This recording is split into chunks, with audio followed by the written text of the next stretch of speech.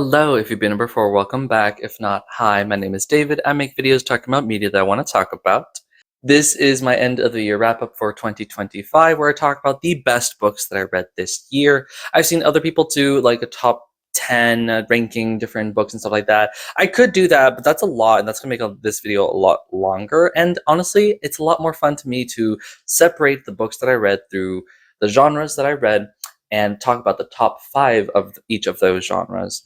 That's a little bit more fun for me. I'll be joined today by my wonderful boyfriend, Matthew, who is my assistant. He will be passing me my books. Do you have Hello. something to say? I did not know I was doing this today. He did not. But he will be passing me the books, and I will be passing them back to him so that I don't move as much, because there's so many books. This is so... I didn't even count how many books I have. I think maybe like at least 30 books that I'm going to be talking about? I think so. 30. First off, I will be talking about some statistics about the books that I read, and then I will be talking about the top 5 for each of the genres that I read this year of fantasy, science fiction, horror, literary fiction, historical fiction, and thriller. Unfortunately, I did not read any mystery, no nonfiction, and what other genres are? No romance. Unfortunately, I did not read either, but those are subgenres within the genres that I read. To start off, some statistics. I read a total of 114.5 books this year. The 0.5 is I'm in the middle of reading a book, and I will probably be finishing it either today or later tomorrow, before the end of the year. But so far, 114. And I gave an average rating of 3.851 out of 5 for these books. And I also compared it to the average rating on Goodreads, which was an average rating of 3.95, which means that I rated books 0.10 ratings below what Goodreads usually did, which is interesting. I don't know what that really says. I read an average of 367 pages this year, and the average publication year was 2015. First off, I wanted to talk about some of the highest rated books based off of Goodreads, because I use Goodreads to track my reading goals. So if you want to follow me on Goodreads, go ahead. My link is in the description below if you want to follow me there. There are 2 books that I want to talk about in terms of the highest rated in Goodreads. One has pretty low amount of ratings, while the other one has probably the highest amount of ratings I've seen so far. There's probably higher ratings, but first one is Intuition by K.T. Carlisle. Thank you. I read it in December, and Goodreads has it rated a 4.76 out of 5. However, granted, grains of salt, asterisks, it has 21 people rating the book. It literally just came out the 31st of October, so not many people are talking about it. I do highly recommend it. It's a great thriller. I will be talking about it later, so go check it out. Give it some love. Shout out to K.T. Carlisle. Did you know that they are a local Florida-based author? I believe Orlando. I'm not fully sure, but I know they're Florida-based. So I wanted to support some Florida locals. Support. And the other book that I want to talk about, the highest rated based on Goodreads, is The Last Olympian by Rick Riordan. I read this one in November, but Goodreads rates it at 4.55 with 1,138,987 ratings. So big disparity in amount of ratings as well. So, but you can tell that it's a really great book, and it was. Next, I want to talk about the lowest rated based on Goodreads. I should have done this in my bottom 10 books that I read in 2025. Go check that out if you so desire. But I might as well just do it here. These are 2 books that I want to talk about that are the lowest ratings on Goodreads. The first one, also in terms of different amounts of people rating them. The first one is A Season of Light by Julie Irumuanya, which on Goodreads is a 2.95 out of 5, coming from 644 ratings. I got this as a book of the month. And the other one is also pretty low, with a high amount of ratings. It is Seduction Theory by Emily Adrian, which I read in August.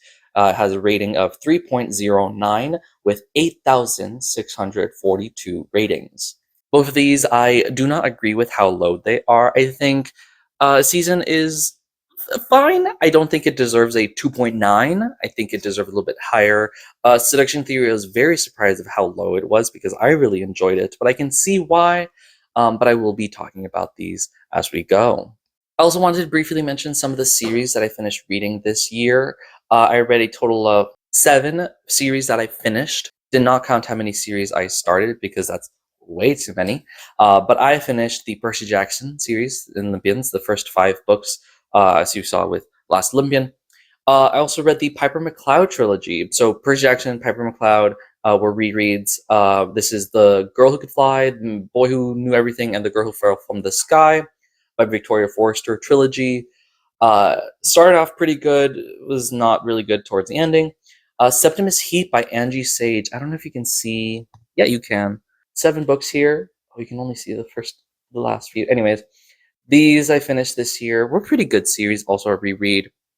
And also another reread, the Hunger Games series, which I have over here as well. These next 2 series, I read the first 2 books of it so far, and there's no other books that have been published of those yet. So I pretty much have read the entire series so far, and that's Shout Out to the Leviathan series by Robert Jackson Bennett and the Iron Widow series by Ziran Ajay Zhao. And then I also finished the Murderbot Diary series by Martha Wells. The point 5 is I am in the middle of the very last book. And then separate from that, I also read 46 books, standalone books, that are not part of any series this year also. And then, a bunch of other books that I started the series with, and I'll get to them eventually. Now I will be talking about the top 5 books of every genre that I mentioned beforehand. I'll have in the description below chapters if you want to skip around. For sci-fi, I read a total of 32 books, and 8 books I gave 5 stars. The number 5, I will be talking about the top 4, 5 through 2, briefly, and then I'll talk a little bit more about number 1.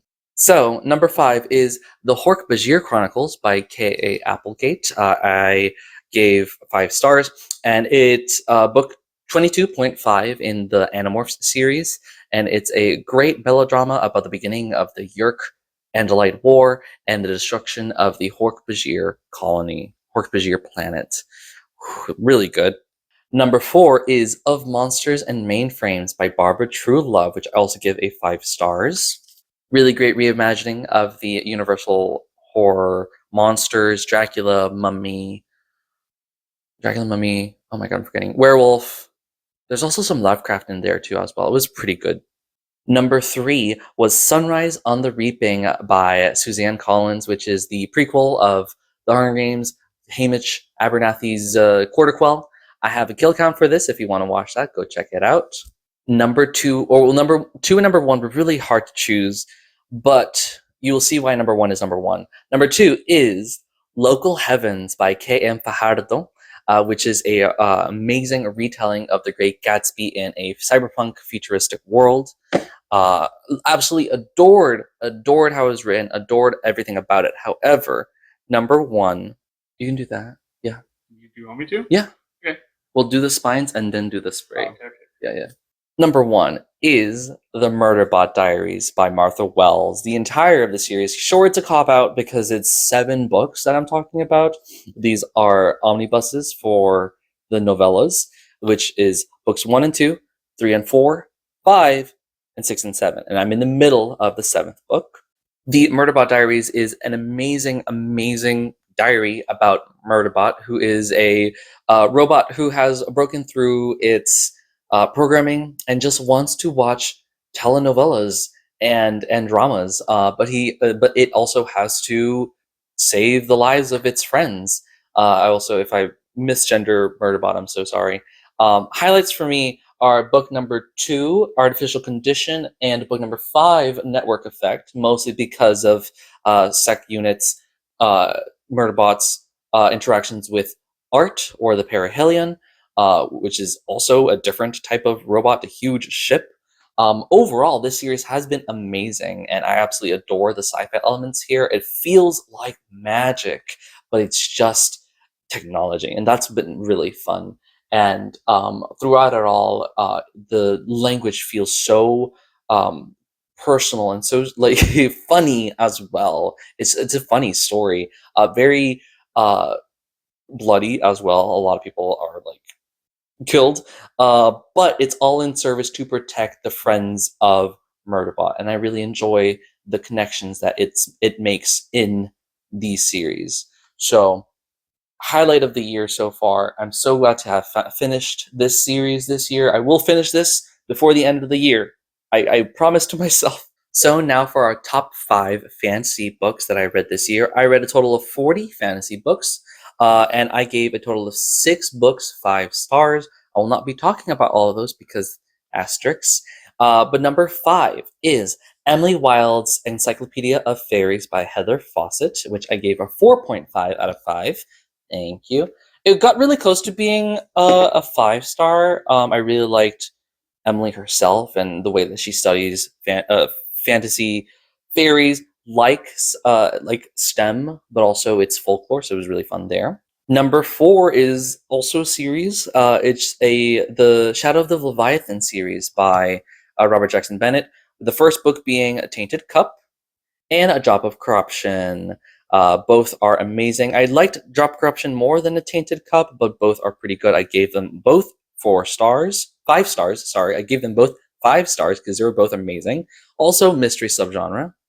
Top 3 was definitely the hardest books to try to separate into like rankings here. Number 3 is Innate Magic by Shannon Fay, which is about a very naive man who learns innate magic, which is illegal during post-war London, while also dealing with a bunch of different conspiracies. Absolutely adored this one. Surprise, stealth. What is it? Stealth surprise. In terms of a book that I absolutely adored. However, the top two. The top two. You see how I caught that? The top two, very hard to separate. But this one's like a personal favorite. But this was just so hard. This was just so hard to separate. Number 2 is Blood Over Bright Haven by M.L. Wang. A great breakdown of misogyny and racism in the workplace, along with amazing fantasy world building and amazing magic. Thank you. So, number 1 is The Spear Cuts Through Water by Simon Jimenez. See how good that looks? Wow. Uh, the Spear Cuts Through the Water is many different things at once. It is a love story between 2 men. It is also the story of these 2 men escorting a goddess across the kingdom to destroy the empire that entombed her. It's also a telling of this story on a theater play told to an unnamed ancestor of a protagonist in his dreams, written in second person, while also written in memory and heavy use of italics. It's a lot of different things that I absolutely adored about it. And the top 3, honestly, these top 3 books were like amazing, but I just have to highlight The Spear Cuts Through Water because it is queer, because it is beautiful, because it was so difficult to read in such an amazing way, and I really wanted to live in this world as long as I could with these characters. I absolutely adored this book. Next, I'll be talking about the top 5 horror books that I read this year. I read a total of 18 horror books, which I thought I had read more, but unfortunately, that's all I read. And unfortunately, also, I didn't give any books that I read 5 stars. There's some pretty close books, but no horror books that I read were as amazing as the fantasy sci-fi have, and I am wanting to change that for the next year. However, number 5 is Dread Nation by Justine Ireland, which I gave 4 stars, which is a great alternative universe set right after the Civil War ends, which it ends because zombies begin to rise and attack. And our main character is conscripted into a school where she learns how to kill these zombies. Number 4 is The Starving Saints by Caitlin Sterling. I also gave a 4 star. Really great folk horror about being in siege in a castle, and then the gods that you worship appear and help you. But in reality, they don't. Number 3 is Fever House by Keith Rosen. I also gave 4 stars. This is about the hand of the devil that gets set loose in Portland, Oregon, and also begins zombie apocalypse and other things happening. Really amazing gore, and I'm really excited for the second book. I have that for like next year. Number two and number one were very hard to differentiate because these were good books that were good, but could have been slightly better, which is why I'm wanting more better horror for next year. But number two is the Sworn Soldier series, which I've only read the first two books of the trilogy. First one is What Moves the Dead by T. Kingfisher. The first one being What Moves the Dead by T. Kingfisher, and the second one being, I actually don't have it memorized, What Feasts at Night. I just finished this one. I think that, so 4.5, 4. I think it sucks that the second book's not as good as the first one. You're gonna lean. Ah! Something broke. It's fine. I really enjoyed the retelling of The Fall of the House of Usher, and the horror in both. And the horror in both were pretty good. I didn't connect with the story that much for the second book, but the first one was really enjoyable, and I really liked the main character of Easton, whose pronouns are soldier, and I'm really happy with that. But because the second book wasn't as good, I can't say that's my favorite horror of the year. That number one spot goes to The Weight of Blood by Tiffany D. Jackson, which is a retelling of Carrie set in modern America, where Carrie is a mixed race girl who is white passing, who they discover, the people in her school discover that she's mixed race when her hair gets frizzy in the humidity. And she also has telekinesis and kills people with her telekinesis. It's also really fun. It's a really interesting story because it is a retelling of Carrie in that it pretty closely follows what happens to Carrie. I only watched the movie. Might read the book later, in maybe not next year. I'll read it eventually, I guess. But the movie I did watch a while ago, and I liked it a lot. And I knew, what was going to happen. But this book is able to honor you knowing about about Carrie and what happens, but also it manages to surprise you with things that you did not expect. And I was really happy with that as well. And I honestly did not expect there to be some great horror elements of horror. I will say What Moves the Dead, T. Kingfisher has better elements of horror, but what is in The Weight of Blood is horrifying. There have been some horrifying moments. The way that people are killed with this telekinesis is amazing.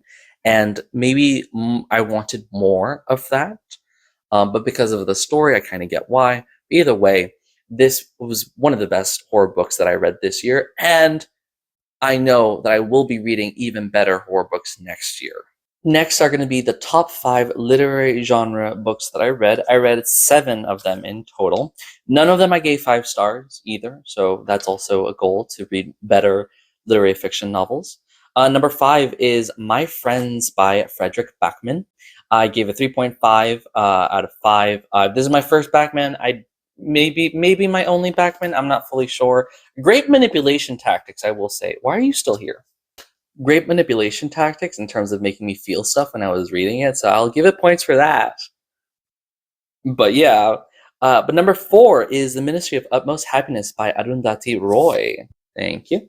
I give this one a 4. I prefer her other book, The God of Small Things, but it's still a pretty good story about this transgender woman in India living on the street and the people that she meets around her and her life and her happiness. So it was pretty heartwarming for that. Number 3, I told you we were going to return to it, is The Season of Light by Julie Irumuanya, about a Nigerian father who locks his daughter in her room, afraid that she's going to disappear because he's having PTSD about a civil war that happened where his own sister disappeared, and the daughter looks a lot like the sister. Plot, fine. Story, fine. Characters and the writing, pretty good. And number 4, I gave it 4.5, which is Seduction Theory by Emily Adrian. I told you we're going to return to this one as well. Seduction Theory and Season of Light, both Book of the Month picks. Seduction Theory about a creative writing master's student who writes about her advisor's marriage falling apart and the drama that happens there, and I really liked how it was written. But number 5 is 6 Days in Bombay by Al-Kajashi, also from Book of the Month. 6 Days is about a nurse who, over 6 days in Bombay in 1937, so this is pre-war India, pre-World War II, she meets this artist who uh, shares her life story with her before she dies. And after that, or right before she dies, she gives the nurse three paintings that she has to give to people in the artist's life. And she's able to travel through Europe, which she wasn't able to do that before because of her economic status and her work. And because of that, she's able to grow and change. And the change that the main character goes through is absolutely beautiful. And the way that these different locations are written also are absolutely beautiful. I could have used more. It's a 4.5 out of 5. I could have used more genre elements, a little bit more drama, maybe. Maybe something a bit fantastical could have helped as well. But overall, it was a simple, easy, beautiful story that is one of the best literary fictions that I've read so far. And I've bought another Al-Kajashi book because of this one. And so I'm looking forward to other literary fictions that I read in the future. Next, I'll be talking about the top 5 historical fiction books that I read this year. I read a total of 9 historical fictions. Here we get a little fucky-wucky with the genre because historical fiction, I try to focus on things that are set in historical path. I could have set innate magic. Where are you? Innate magic in the historical past, but it was more fantasy forward. The focus is on the historical aspect, along with some of these have like fantastical genre elements onto it. So we're getting a little fucky wucky with genre, but that's fine. Number 5 is, oh, also I only gave 2 books 5 stars. The first book is The Girls of Good Fortune by Christina McMorris, which is about a it's a little complicated. It's a woman in Portland, Oregon, who gets shanghaied in 1888, and she's also dealing with her being half white, half Chinese, in the middle of anti-Chinese sentiment in the Pacific Northwest. Number 4, here we get a little fucky with genre, is Lady Macbeth by Ava Reed, which is a retelling of Macbeth, just in the perspective of Lady Macbeth herself, where she may or may not be a little witchy. A big surprise for me, because I did not expect it. This is my first Ava Reed, and I've heard that's not one of her best, so I'm pretty sure I'll like her other stuff. So we'll see. Number 3 is The Book Thief by Marcus Zuzak, which I gave a 4.5 out of 5. It's a great coming of age story. However, I don't quite enjoy coming of age stories about a young girl in Germany during World War II, and the narrator is Death. It's a pretty popular one. I think we need to watch the movie. I watched the movie but a while ago, so we need to watch it again. And the next 2 I gave 5 stars. And it was slightly difficult to try to separate them, but yeah, it makes sense why this number 2 is whatever. Number 2 is The Court Dancer by Kyung-Suk Shin, translated by Anton Her, which is about the court dancer in a Korean royalty who falls in love with a French diplomat and moves away to Paris. And it's a really interesting romantic, not romantic genre, but romantic aesthetic, romantic, what's the term? Romanticism? Romanticism. Yeah. It's like really great romanticism writing about Belle Epoque France and Korea that also gets broken down as we go through. However, my number one best historical fiction book was Babel by R.F. Kuang. 5 stars as well. Great breakdown of British imperialism and British colonialism, along with some very complex magic systems that I had tried to talk about this before. It's not easy, but it's about translations and how meaning gets lost between words as you translate. And they use that magic to make stuff happen using silver. And I think both these were highlights of the year as well, but Babel was definitely, highly popular book that definitely lived up to its hype, and I was really happy to finally get to read it. And R.F. Kuang, an amazing writer. I want to read more of her, obviously. And I will make my boyfriend read this at some point as well. Next, I want to talk about my top 5 thrillers that I read this year. I only read 5 thrillers. None of them are 5 stars, unfortunately, but they were pretty good. Number 5 is The Midnight Feast by Lucy Foley, which is a really thrilling story about 4 different people working in a opening of a hotel on the coastline of Britain, and they each have secrets. It's kind of annoying with its secrets, but I did like how it unfolded. The last half of it, latter half of the story is pretty good. Also, number 4, Intuition by Katie Carlisle, which I told you we're going to return to. Pretty similar in that latter half of the book is also the better part of it. About a woman who's told by a supposed psychic that her plane's going to come down if she boards it. And when the plane does come down, she has to figure out who is targeting her with the help of this psychic. Also, lesbians. Foley 3.5, Intuition 4 out of 5. Number 3 is also a 4, which is The Man Made of Smoke by Alex North. I got from Book of the Month, about a man who has to try to solve a copycat murders of a serial killer that he witnessed when he was a young child. Before he has to solve these copycat murders before his father is killed. This is one of the first thrillers that I read, and I was like, actually, I kind of like thrillers, I guess. So, Book of the Month as well. Still a 4 out of 5. Number 2 is Sharp Objects by Gillian Flynn. I had watched the show first a while ago, and then I watched it again after reading this. And really, it's about a journalist going to her hometown and trying to solve the 2 disappearances / murders of 2 young girls in her hometown. We did watch the show. Do you have any comments about the show? You know the kiss? What? The gift when she's like fighting, and she goes. Any comments on the show? It was really good. Okay, thank you. It was really good. I had one of those things where like I was like, oh, this has to be like the answer, and then they would throw me for a loop for like a little bit, and they'll be like, oh, actually, you were right, and I'm like, oh, fuck yeah, let's go. Yeah, thank you. I feel like No, okay. I'm not monetized.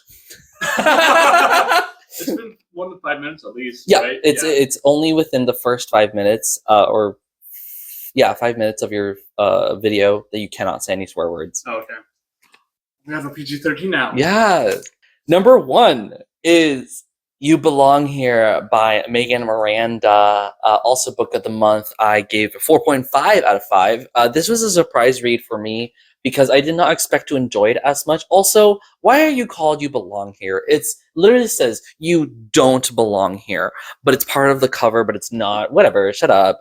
I really enjoyed it. It's about a mother whose daughter is going to the same university she went to, but the mother had to drop out because her roommate was accused of killing 2 people and then disappearing. So she's figuring out, what's going to happen. Also, her daughter disappears. Really great writing because you could really feel the tension in the first few chapters of she's so worried about something that's going to happen, and we kind of don't know what's going to happen, and everything that is happening doesn't feel like there is anything, but you can still feel her fear. And then she's right about everything, and that's really fun. And these 5 books are the only thrillers that I actually read this year. However, they were really good. They were like among the best of this year, and so I really want to read more thrillers as I keep going throughout the year. But yeah, I was really happy with these. Now I want to talk about some anthologies or collections that I read this year. I love to read short story collections and anthologies. I also wanted to do a top 5 for these. I forgot to mention these at first. I'm so sorry. Anyways, number 5 is The Best American Science Fiction and Fantasy of 2015, edited by Joe Hill. I gave 4 stars. These have some amazing stories, and the top 5 are well distributed throughout and have some very strong emotional stories in here as well. Why are you still here? Number 4 is Found, The cover, it looks like VHS. The full title is Found, an Anthology of Found Footage Horror Stories, edited by Gabino Iglesias and Andrew Cole. Uh, all of these were pretty good horror short stories centered around like found footage type stuff. Some of them stretched the limits of the genre of like found footage, but it was a really good collection overall. None were super amazing, but none were absolutely horrible. Number 3 is The Best Horror of the Year, Volume 8 by Ellen Datlow. Some of my favorite authors are represented in this, and some new authors as well.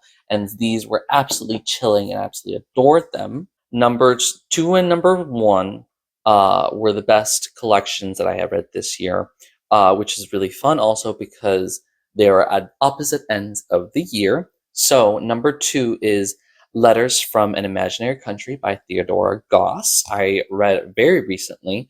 I haven't even talked about it yet on my channel. It will be in my reading review for December. It's a 4.5. I wanted other stuff from this collection because I've also read 2 of her short stories prior.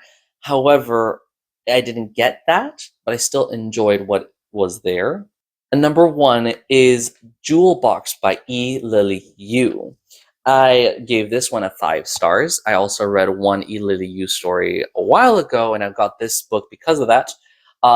Jewel Box I read at the beginning of the year in January, and then this one I read towards the end of the year. So great sandwich of short story collection. I want to talk about the top 5 of the stories in here. The first, in no particular order beyond just the order of them arriving in the book. The Cartographer Wasps and the Anarchist Bees, which is a story about a colony of bees who try to survive. Or it's Cartographer Wasps. The wasps are imperialists, and the bees are trying to survive. The wasps. The Eve of the Planet of Wise. I don't quite remember this one, unfortunately.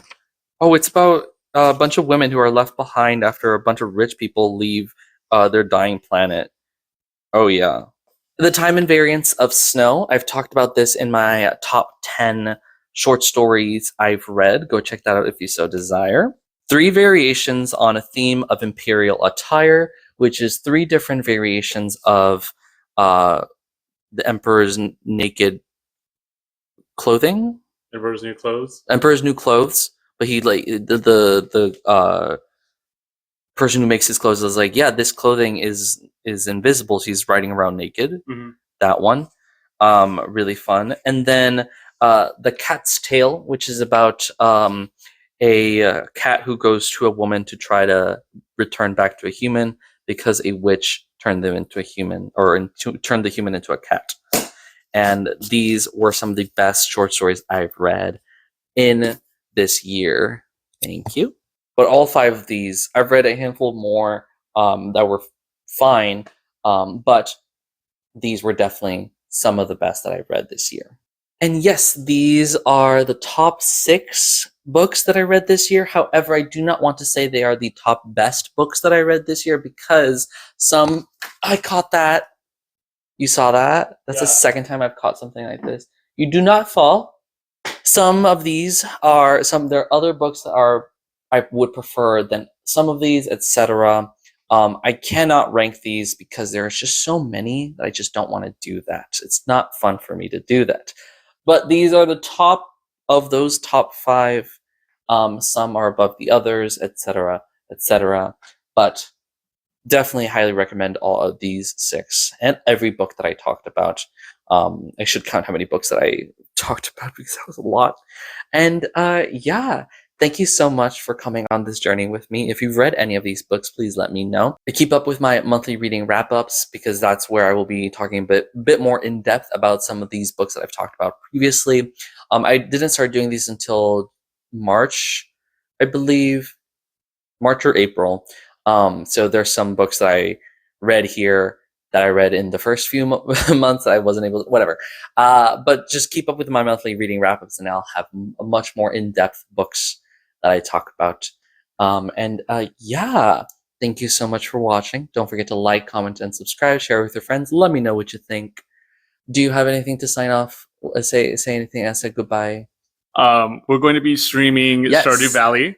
I've never played it before. I have, but it's been a few years, like 4 years. I played it like freshman year of college. So, please watch it. We're going to be probably doing it on Tuesdays. Yes, Tuesdays from 5:30 to 9. 5:30 to 9. I'll be posting it on EST. He'll be posting it on my channel. So if you guys want to check that out, please do so. Don't forget to be passionate, and I'll see you later.